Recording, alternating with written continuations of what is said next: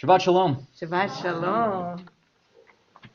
A buddy of mine who doesn't profess to believe in very much God or anything else asked me, so where was God on Wednesday? Which takes me into this week's Torah portion, Yitro. There's a funny little piece here where Moses' father-in-law tells Moses, you need to appoint judges to help you in judging and spreading and sharing the word of the Lord with all of the people, etc., because the task is too big for you alone. The task is too big for you alone. Forgive me, but that sounds ridiculous to me. Moses was the one who lifted up his staff and split an entire sea in half. What do you mean he needs help talking to people? There's an absurdity to that to me. But really, it's not Moses who was doing that whole thing of splitting the sea and whatever. That was, well, who was that? God, thank you. Havel points upward, skyward. Correct. Why upward? God's everywhere. Well, God is everywhere. Thank you, Josh. We can debate where exactly God is located at the Kiddush. But suffice it to say that Yitro imperative to appoint judges over the people only kind of makes sense if God is not in fact there. Or if you have a question about where God is in that exact place and moment. It makes a whole lot of sense. If God is just going to tell everybody this is how it is, this is what you're supposed to do, this person's right, this person's wrong, fine, no problem. This is, again, Moses lifting his staff, splitting the sea. It's simple.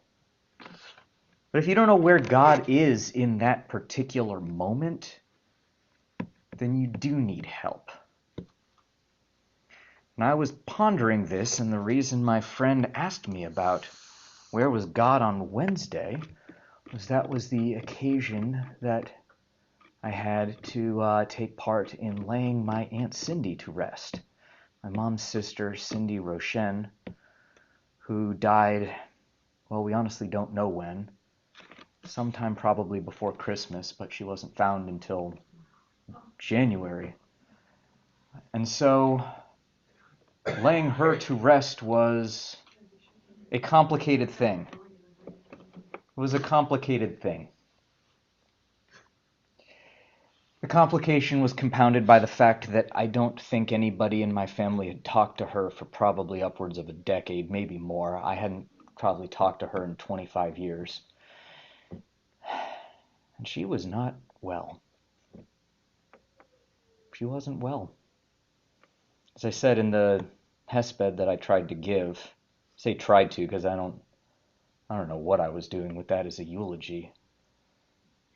But You did fine. Thanks, Jeff. I appreciate it. As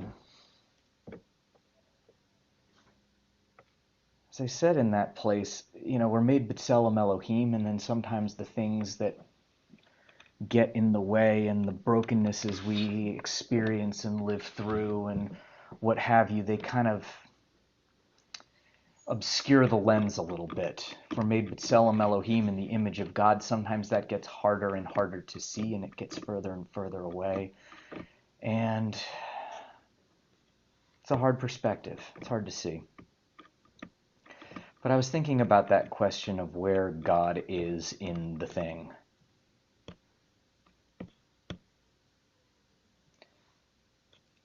Found out my mom decided to Zoom the ceremony, but I only found that out afterward. She ran a few minutes behind.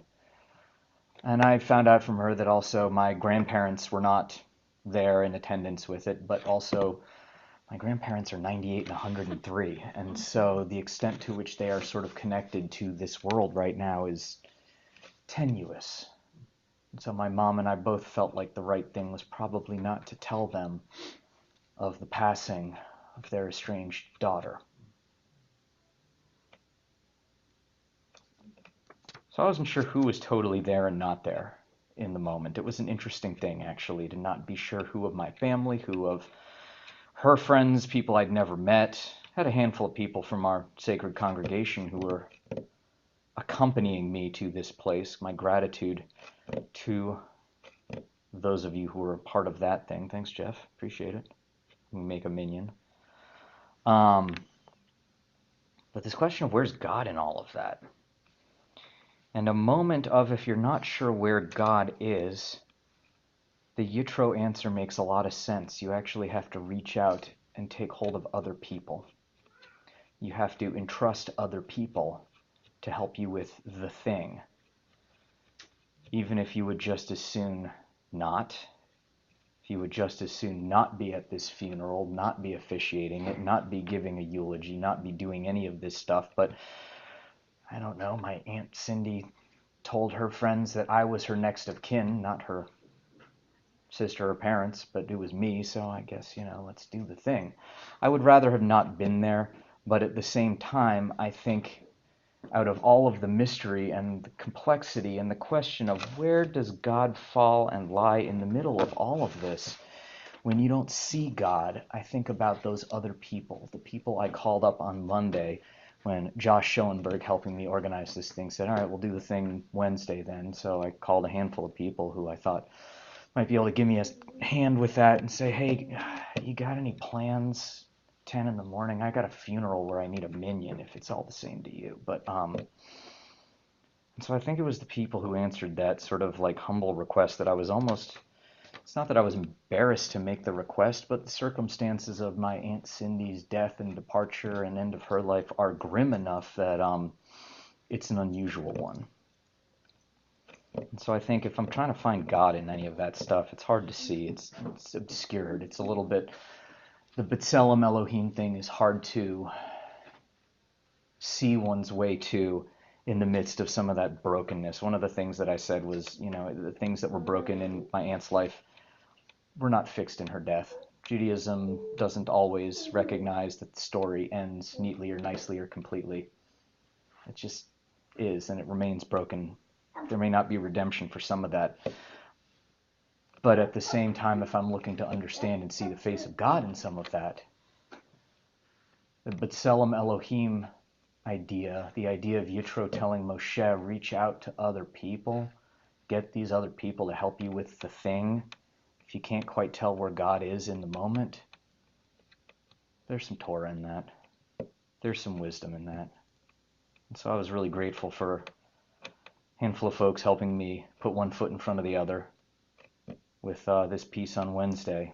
I'm not sure, to my friend's question, my atheist friend, where was God on Wednesday? I'm still not sure, but the best inkling idea that I have of where it could possibly be is just in the people who were fellow travelers along the way, helping to illuminate the manuscript for a half hour, 20 minutes in the cold, helping to light up a little bit of the journey along the way. Shabbat Shalom.